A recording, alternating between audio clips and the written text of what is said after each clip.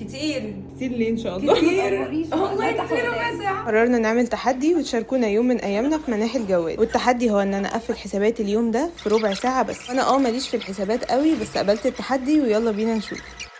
حبيبة بقى كانت واقفة جنبي كنوع من انواع الدعم، كانت بتاكلني مكسرات بالعسل يعني عشان اوميجا 3 وبتحسن التركيز وكده، بس في الحقيقة هي اللي كانت عايزة تاكل يعني. وبدأنا بقى نقفل حساباتنا، وبعد ما عدينا تلت ساعة الفريق كله قرر يدخل يساعد. وهنا انا وحبيبه كنا بنحتفل بالنتائج المذهله اللي كنا بنوصل لها، وجهاد كانت فخوره بينا جدا.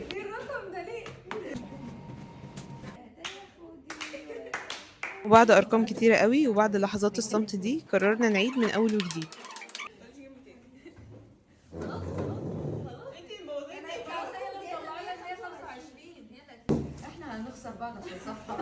وعشان جهاد هي المسؤوله عن الحسابات قررت تقومنا بس بطريقه شيك بجد. خلاص قوموا.